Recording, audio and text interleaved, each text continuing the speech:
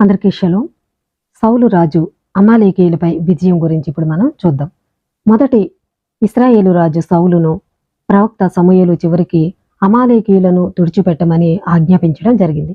సౌలు అమాలేకీయులపై విజయం సాధించాడు. కానీ వారి మందలలో శ్రేష్టమైన వాటిని మరియు అమాలేకీయుల రాజుగు అగగును విడిచిపెట్టాడు.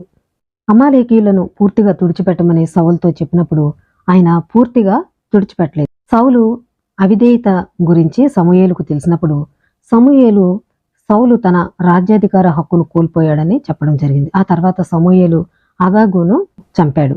అగాగును చంపడానికి ముందు అమాలేకీయుల వంశాన్ని సజీవంగా ఉంచే ఒక బిడ్డకు జన్మనిచ్చాడు.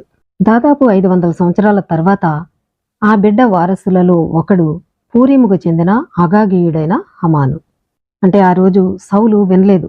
ఆ జాతి మొత్తాన్ని నిర్మూలించమని సమూయేలు చెప్పడం జరిగింది. అయితే ఆ జాతిలో ఉన్న ప్రతి ఒక్కరిని చంపమన్నారు, అందరిని చంపలేదు. కాబట్టి ఆ బిడ్డే 500 సంవత్సరాల తర్వాత అగాగీయుడైన ఈ యొక్క హమాన్ రూపంలో ఇశ్రాయేలీల పట్ల క్రూరంగా ప్రవర్తించి ఇశ్రాయేలు జాతి అంతటిని నాశనం చేయాలని ఆజ్ఞను తీసుకురావడం జరిగింది.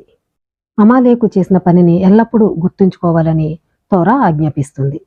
ఈ హమాన్ నగరంలో 22 సంవత్సరాలు క్షురకుడిగా పనిచేసిన తర్వాత హమాను రాజైన అహష్వరేషు మంత్రులలో ఒకరిగా మనకి కనిపిస్తాడు.